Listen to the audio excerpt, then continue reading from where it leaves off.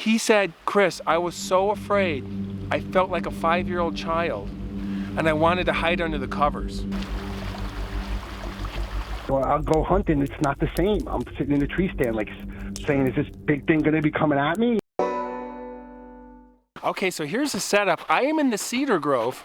It's early in the year, so there's still some snow, but the creek is running, and I have a really frightening story from Bobby, one of our viewers from New York. He's a former NYPD who had a very frightening experience at his cabin in upstate New York. Let's get to it. Okay, so the creek is running really well. Still a bunch of snow up here. It's going to be up here for at least another 3-4 weeks or so. It is receding down below, but today's beer, we have El Segundo, check this out, Mayberry IPA, and that is an India Pale Ale. I grew up watching the Andy Griffith Show, so I appreciate Mayberry, and a beer called Mayberry nonetheless. So let's see if we can get this into the cup here. Yeah, we are a little early on the season here. Oh, settle down. All right, cheers to Andy and Barney. There we go. A little sudsy right now, so. That's probably what Otis was drinking before they put him in the jail for the night.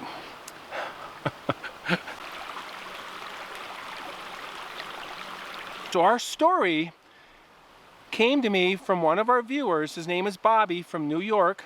Like I said, 57 years old, former NYPD, also a former 911 responder. In fact, because of that, he had to retire early. He had health issues. Part of his plan to retire was to get a cabin upstate New York and enjoy some hunting, fishing, go up there with his friends. And so he bought this small cabin upstate, kind of small, had an outhouse in the back. He had that up until about 2018. Then he updated, got a larger cabin, indoor plumbing, which is really nice. And it was on the Pepacton Reservoir, which is New York City's drinking water supply. So there are thousands of acres around this lake, very large lake, and it's restricted land. So there's not very many people on it at all. And so he was at this cabin for the first 3 years. Nothing strange happened, nothing out of the ordinary. This last year, last spring, he goes up to the cabin to open it up for the year, which is his normal tradition. He doesn't go up there and stay for the winter. It's just too much snow, too much work to get in there and open it up and all that. And he brought a friend, and they had a shed, a plastic shed that he was going to put in the back of the property along the tree line, because his main wooden shed was full. He had a quad and it took up a bunch of room, so he wanted his patio furniture to go into this plastic shed in the back of the property during winter. So for this shed, he needed to build a platform, nice level platform, get it off the ground. And he and his friend spent the day hammering, sawing, talking loud, building this platform, finished it at the end of the day. What he'd like to do is at night he'd have a campfire in his fire pit, hang out, have a few beers, talk, play a little bit of music, and just enjoy the night. The night stars are amazing up there, and they were just doing this, hanging out. And he had some music playing on his phone. It was a downloadable music from Amazon. I'm guessing MP3 or a WAV file or something like that. About 1 a.m., they're just hanging out, and Bobby hears in this tree line, in the dark part of the forest, really thick in there, he hears what he described as two old ladies talking. He said it was indiscernible. It was really strange. Something was off with it. And he pretty much said it was really creepy. This kind of a high-pitched, scratchy sound. These two things were communicating. He said it sounded like it was almost from a horror movie. So he's standing there hearing this, and he goes, "Do you hear this?" And his friend didn't make too much of it. He goes, "Yeah, is it the radio?" And he goes, "No, it's not the radio. I got it download on my phone. It's not static or anything on the radio." So he takes his flashlight, takes about 6 steps, walks over to the tree line, shines the light right inside where he hears the voices, and right away it stopped. And he's like, walks back to the campfire, and he's like, "What the heck was that? That's really strange. There's nobody out there, let alone old ladies." And he's starting to get freaked out, and he doesn't get freaked out.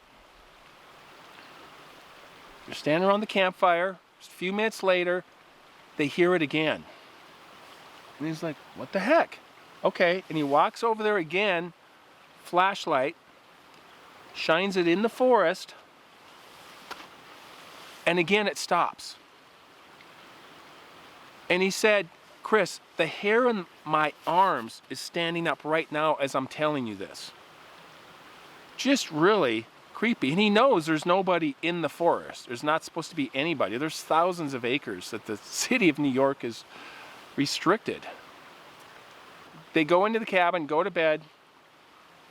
No other issues. So he leaves that Sunday night. He comes back 5 days later, the following Friday night. He brings another friend with him. They leave New York City a little late, get there after dark. Pulls into the driveway. Right away he notices his big, beautiful pine tree on the right side of the house.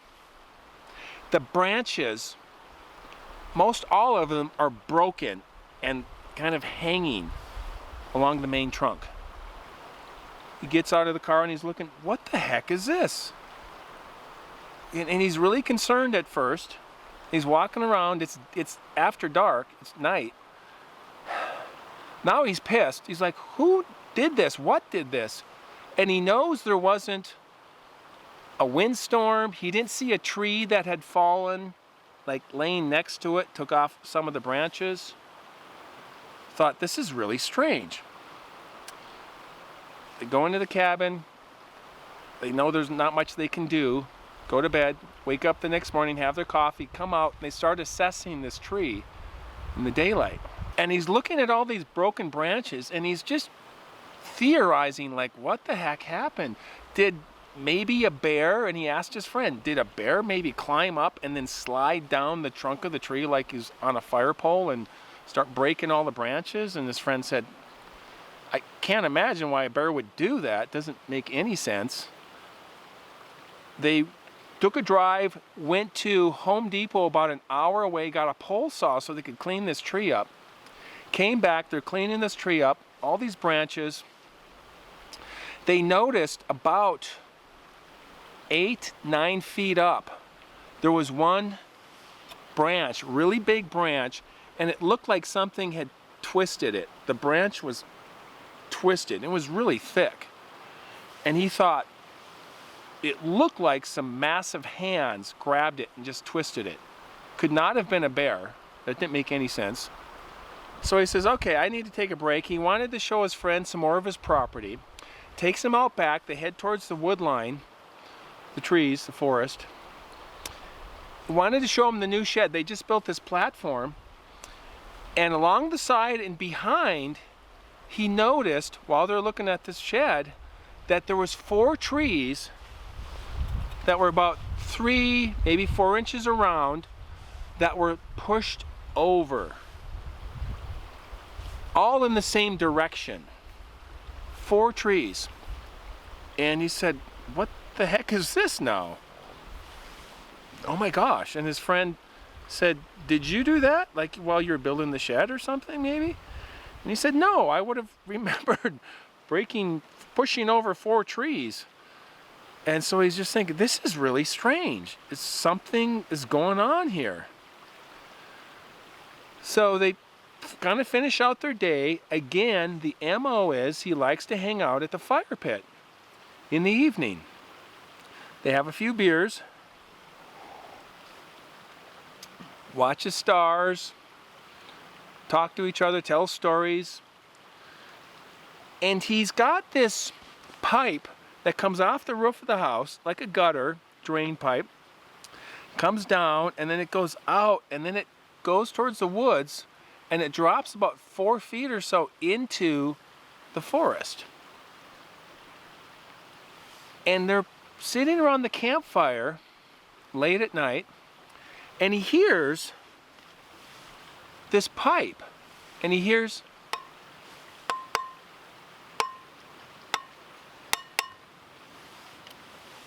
and this pipe goes right into the forest where a week earlier he had heard those 2 old women voices, is how he described it. The pipe went right into the forest there. I was like, what the heck is that? And his friend said, is that maybe a bird pecking on the pipe or something? Because he could clearly tell it was the pipe, or the drain pipe, gutter, whatever you want to call it. So he again walks over with the flashlight, and he shines it into the forest right where he hears the sound, and it stops. He's like, okay, well, I didn't see anything. Maybe there's a mouse inside or something. There's some animal or something. Something's doing that. It happened a second time. Same thing, hearing the clanking on the pipe. Again, he walks over there with the flashlight, shines it in there, and it stops again. He's like, okay, I don't know what to make of that. It wasn't nearly as intimidating as hearing the old women voices, which is pretty scary. So they decide to turn in. They both go into the cabin. Bobby goes down to his bedroom. The main wall of the bedroom faces the tree line where he heard the voices and all this stuff.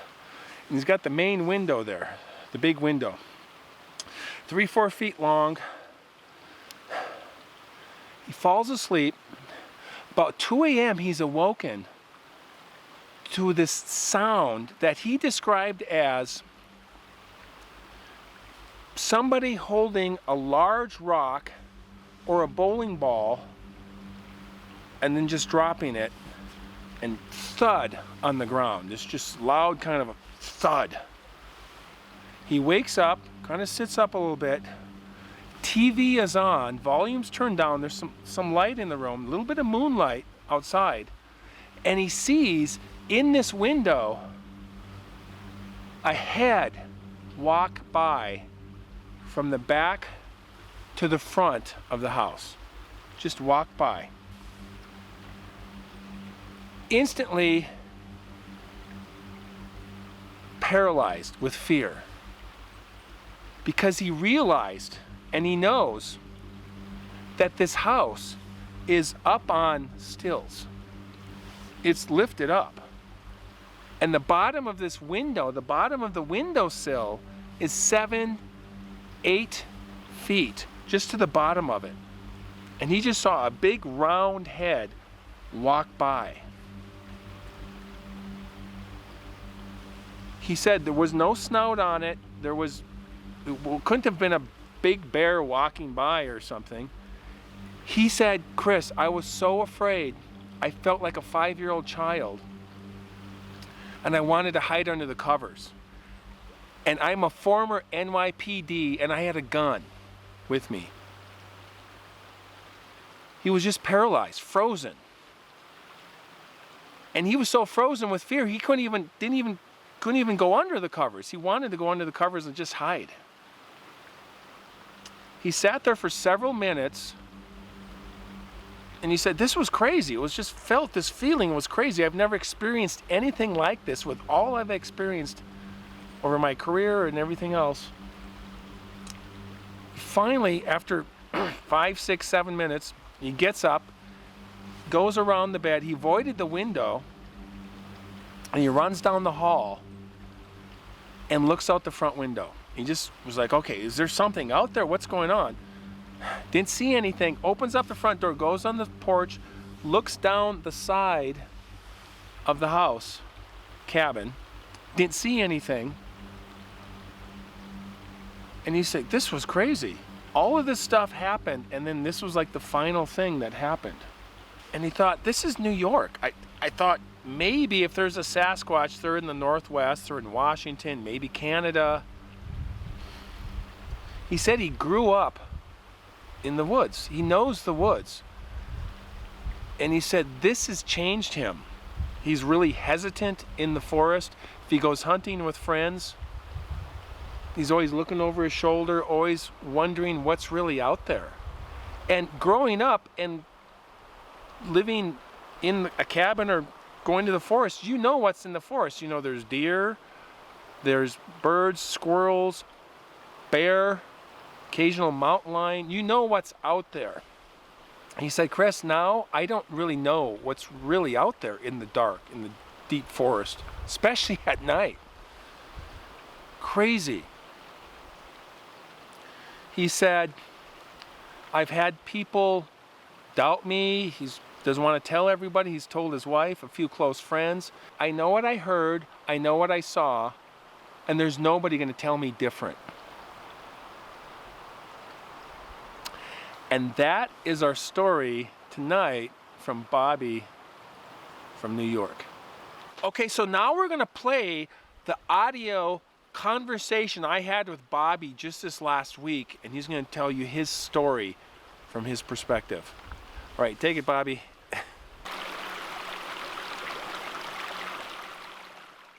So yeah, well, you had quite a story there with all those. Oh my God, things happening. Yeah, it really freaked me out. I have been since it happened. I've been watching every YouTube, everything on Bigfoot. I always was fascinated and liked Bigfoot, and I kind of believed in it, but never thought like in a million years, that's like Washington and. But exactly. It's crazy. It's really crazy. I was not going to tell anybody. My friends know. I was not going to tell anybody, but I watched your show, and I said, I'm going to tell Chris. And when I started typing, it just made me feel better. Because I don't want to tell people because people think you're nuts. But and so I retired, and I always hunted. I love the woods, even though I'm from the city, and then I moved to Long Island, which is a suburb of the city, but it's Long Island. But I always went upstate. Upstate to us is like the woods. It's upstate, and I always hunted. I love the woods. Always been in the woods since I'm little. My family, my cousins lived up there. I always went up, so I'm familiar with the woods. I'm an avid hunter. So I retired, and I bought a small cabin. And it was great, but it had an outhouse, but it was really great. And I said to myself, you know what, I'm going to get something better. So I went further up, and I bought where it's like the best place to buy. It's right on a reservoir that feeds New York City's drinking water. So when they build these reservoirs, you can imagine they buy all the land all around it, thousands of acres, I guess, to preserve the water and to protect it. So most of the land is restricted. They have parts that are open that you could fish on. You could fish on the reservoir and you could hunt, but a lot of it is you can't go on it. My house is right on top of the reservoir, but right on the restricted land. Like my property, I have 6 acres, and right in the back of my property, it's restricted. You can't even walk on it, and it's like thousands of acres of just unbeautiful, nobody on it land. So I have this house. It's a nice cabin, 3-bedroom cabin, wraparound deck, and right in front of my house, I have a little pond that has bass in it, and I have a fire pit right off my deck. So around April, I go upstate. I go up there to open up the cabin. You could stay there year round, but I don't because there's so much snow and the drive up there. So I go up. I open it April. And we use it all summer. Me and my friends go up and sit around and just relax, and then I use it for hunting. So I bought it in 2018, around August, and everything's great. You know, put some work to the house, but not much. Nothing went on. Beautiful. Put some tree stands up in the woods. I just love being in the woods. And then last year because I have a little wooden shed, and I got a side-by-side, like a little ATV. And now I have no place to put my furniture that's on my deck because the side-by-side. So I got one of those plastic sheds you get in Home Depot. So I said, I'll buy that, and I could put the furniture in that. But I know I just can't lay it because it's woodsy. So I got all wood to make a platform. So my friend, Brian, we go upstate, got there early, went out. It goes. You come down my driveway. You see the pond, and then there's my house, and then there's all the acreage to the left of my house, and there's a little woods and a road to the right of my house. So I got this narrow backyard of grass, and then it goes to a wood line, and that's where I go down to hunt. I walk in my backyard, and I go down to hunt. So right back there was a perfect place to put the shed. So I went right back to the wood line. It's clear. It's like grass. And it was like a little spot that had no woods in it. So we cut down a couple little trees, and we started building all day this platform to put the shed on top of it. So I did that. It was all day long. And then we got done. I was like, wow, it came out really nice. We drove to town, had dinner, come back, and just like we do every time I'm there, I light a fire, because, we're city slickers, and we love to sit out there and see the stars. Light a fire, have a couple of drinks, a couple of beers, and sit around the fire. So I have, on my phone, I have Amazon Music. So I put, like, a little music on, and we just sit there, and we BS and whatever. Nice. I don't know, it's probably like around, God knows, 1 o'clock in the morning, 1:30. Right in front of my house, facing the road, facing the pond, to the right of it is all the woods. And it's a drop-off. There's probably on the side of my house, it's probably 4 feet, and then it drops off. But not crazy drop, but it drops down it's like a downhill, like a 4-foot grade going down into the deep woods. All right? So that's the opening. So right to there, we're sitting right at the fire pit. All of a sudden I hear what I can only describe. It sounded like 2 old ladies talking. Wow. It was the freakiest thing. I was like, what the hell is going on? And it was just couldn't make out anything, but it sounded like a woman, like a woman's voice that was old and something wrong, really weird. I'm like, what the hell is that? What is that? And Brian's looking at me. He goes, I don't know. He goes, maybe it's the radio. I go, all right, whatever. So just sitting there, and it's going, and it was so weird. I grab my flashlight. I flash it into the woods. You can't see nothing. It's deep woods. There's nothing. I don't hear anything. I said, maybe it's the radio. And all of a sudden, I hear it again. I was like, what is going on? I flashed the flashlight. Nothing. It stopped, and then didn't hear nothing. Okay. Went to bed, got up, drove home. 5 days later, I go back up with my friend Tommy. There's a bunch of us. We all hunt together and we hang out. Tommy works in a car dealership, so he's a mechanic. So he got off of work late. He drove to my house. He jumped in my truck. We drove up there. We got up there. It was dark. We pulled down off this dirt road, my road, down my driveway. You see the pond. I pull up. I have this giant pine tree, really big, old, beautiful pine tree. It's growing right on the ledge that goes down, and what I'm telling you about, the wood line. It's right on the edge, and it's probably 8 feet, 10 feet from where I sit around the fire pit. Beautiful tree, I love it. I pull in all these giant branches, because the pine trees, they grow out really long. The branches are real wide. They're all down, laying on my grass by my fire pit. I'm like, I was so pissed because I love this tree. I couldn't believe it. I go, what the hell happened? What's going on? I was freaking out because I had OCD because I loved the way it looked. So Tom says, well, you can't do nothing. We'll take care of it. We'll take care of it in the morning. I said, all right. Went in the cabin, went to bed. woke up the next morning. I came out and went over to the tree. I'm standing there. I'm looking.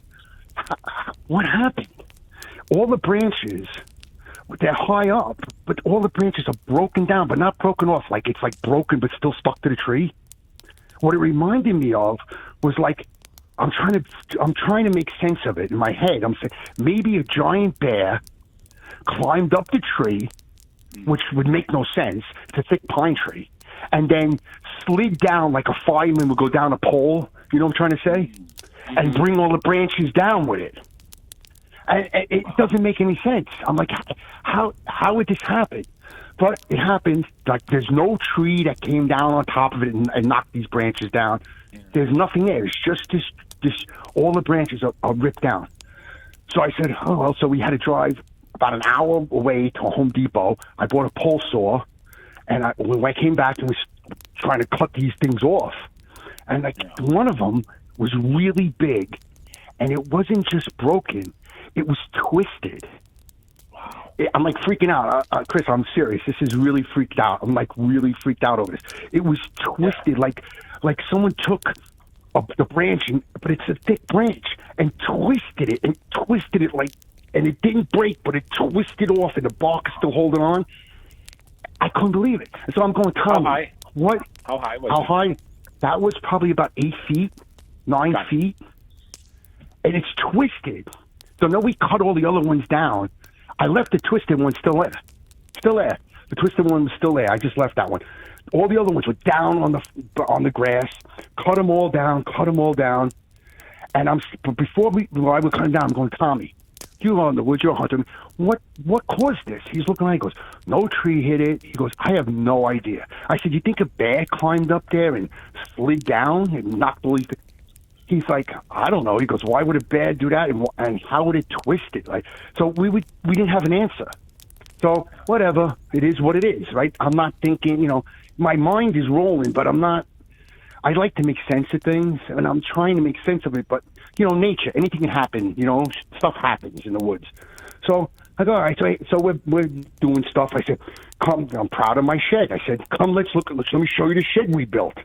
I go in the back, we walk back to the house, which is not far, and there's my shed. I'm showing him my shed. Alongside the shed, this kills me, and behind the shed, remember, I made a little cutout. There's these 3-inch, 4-inch small trees, like saplings, but they're like 3 inches wide. They're tall, but they're not like a big tree. They're pushed over, like pushed down, but not pulled out, completely pushed down, like almost pulled out of the ground, but they're all bent, like right down, and they're all going in the same direction. And I'm like, now I know, like, if a marten runs up the thing and the weight of the marten could push it down, these things were thick. They were like 4 inches round, pushed over. Yeah. Now my mind is spinning. I'm like, what is going on? This is crazy. And Tommy's looking at me going, did you do it when you were building the shed? I said, no. It wasn't even, it's on the side, the behind and on the side. The shed's in front of it. So now I'm freaking out. So I go, so we go eat dinner, same MO we do every time we're up there. I start a fire. We're sitting out there. Now, I didn't put this in when I was typing, but now the side of the house where the tree is, that the pine tree that all came down, that's the side of my house. I said there's about a 4-foot ledge till it goes down, that you can walk around my house. On that side, I have the gutter coming off the house, and it comes down, and I put another gutter lead, so the water comes down and then goes down that hill. So there's a gutter comes across my land and goes down into the woods. You comprehend? Like there's a downspout, and then I put a gutter so it doesn't go right on my foundation. It goes out on that little, like 4 feet, and then it goes into the woods, and it drops down that hill. Okay. So we're sitting around the fire, and all of a sudden I hear pink, pink, pink, pink, pink, pink, pink, pink, pink. It's what it was to me was a bird pecking on that downspout, right in the wood. That downspout goes right where those voices were the last week. So I hear pink, pink, pink, pink, pink, pink.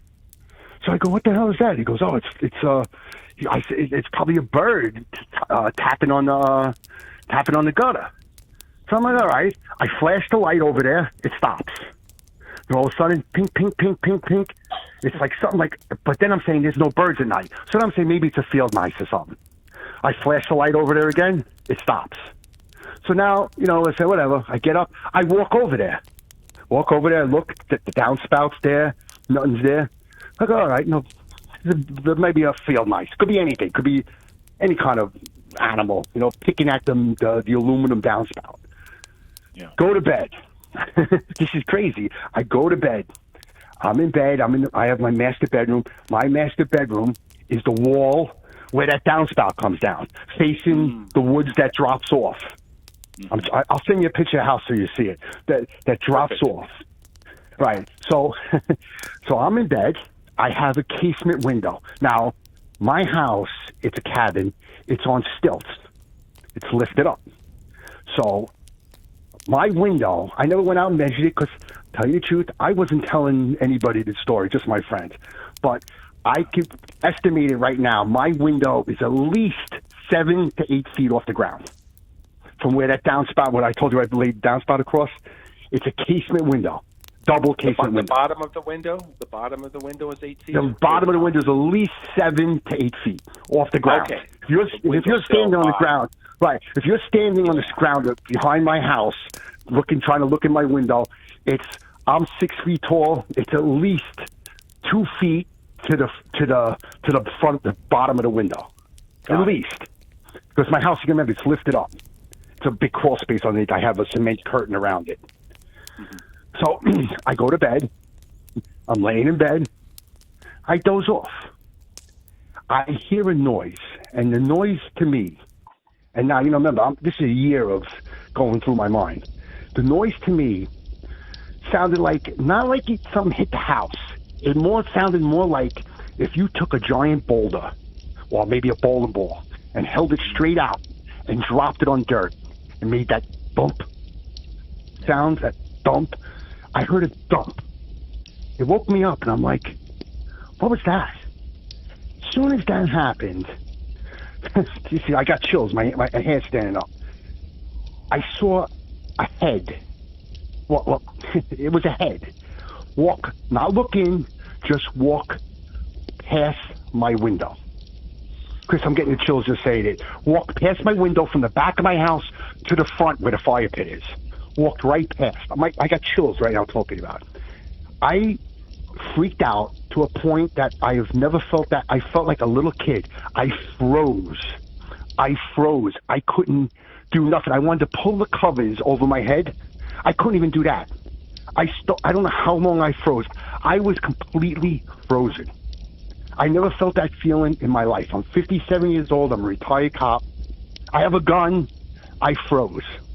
I couldn't comprehend what I saw. It was insane. I finally got up. I had enough courage. I jumped up. I avoided the window. I went around the bed and I ran. It's crazy. Like, I'm a little kid. I was scared to go by the window. I ran to the front window, through my living room, opened up the curtain. I looked, nothing. I opened up the front door. I stepped out, nothing. I walked on my deck and I looked on the side of my house, nothing. And I don't know what happened. I couldn't believe what I saw. It freaked me out. It changed me. I'm actually nervous every time I'm up there. Yep. Be careful. I had a lady in Montana that she actually put out some trail mix and some fruit on a log where she had her encounter, and she came back and the stuff was gone. And then she actually did that once, and in place of the stuff that was gone was a doll that was made out of grass. Are you serious? That would freak me out. Yeah. Oh my God. Oh my God. Oh man, no. A little present from the. Yeah, I don't want no present. You know what? The president don't come by no more. I don't want him to come back no more. Yeah, no, it's all right. I'll watch your show. That's it. I don't want. I hope to God I never come back. Yeah. It is nothing in my mind. There is absolutely nothing else. Nothing else makes my mind's been going for a year. Nothing makes sense. It has to be. It has to be a Bigfoot. It has to be. People think I'm crazy. I don't care. I know what I saw. I know what I heard. I know what I experienced. No one could tell me anything else. I know for a fact, and it changed me. I'm actually. It's just weird, man. It's just really weird. How has it changed you? I'm hesitant. I would laugh if this was I'd go, grow up, you. What's wrong with you? I'm actually hesitant. I don't know. I'm like, I'll go hunting. It's not the same. I'm sitting in a tree stand, like saying, "Is this big thing going to be coming at me? Am I going to be sitting by the fire? And what's going to happen? I don't know. It's just weird. It's when you were in your woods and you know there's deer and there's this. You know what's in the woods. You grew up in the woods. You know what's there. All of a sudden, that changed in a split second. You don't know what's in those dark woods. You don't. What's making these noises? Who's talking in my woods? All right, that was really good conversation we had. He's really clear about what he went through. If you guys like stories about the strange, unexplained, and things that go bump in the night, please like and subscribe. I always appreciate that. And if you have your own story, I'll take a look at it. Send it to basecampchris2@gmail.com. We'll see what we can do for the channel here. But I still like to hear from you guys and see what you guys have been through. It's pretty amazing, the stories and information I've been getting from you guys. So thank you again for your comments. Always appreciate that. And as always, we'll see you next time, and keep hiking.